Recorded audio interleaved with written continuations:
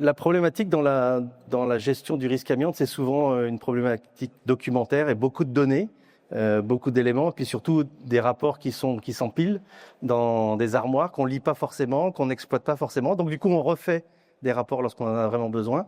Donc l'idée des solutions numériques, c'était d'apporter de la fluidité dans ces éléments-là.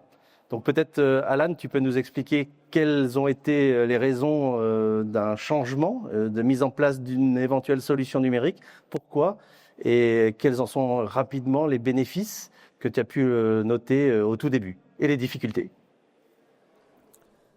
Donc nous, au niveau de la ville, quand on a commencé les premiers DTA 2003, beaucoup de bâtiments, et on est très vite arrivé, il y a 10 ans avant de commencer à travailler sur Sogelic, à 33 000 matériaux connus. On a remarqué qu'un matériau connu avec tous les papiers que ça fait, un matériau, c'est une feuille A4 recto verso.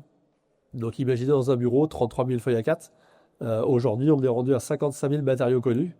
D'où l'intérêt d'informatiser. Des bâtiments où il y a beaucoup de travaux, comme nous l'hôtel de ville, on est arrivé à 1200 pages. Imaginez 1200 pages de documents qui s'empilent. Vous cherchez où est l'amiante, il n'y a pas de problème. Le DTA vous le donne.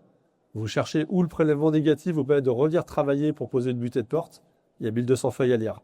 D'où l'intérêt de la solution informatique avec des plans qu'on a fournis, des prélèvements directement posés sur la carto, sur le logiciel. Et toute personne à qui on a donné les droits peut aller consulter l'outil elle-même et savoir si elle va pouvoir travailler ou pas. Il y a un intérêt aussi important de cet outil-là, c'est l'archivage. C'est-à-dire que quand on est audité, quand on est certifié, on a un accès très rapide à l'ensemble des documents et ça évite de passer sa journée au téléphone à courir après des documents.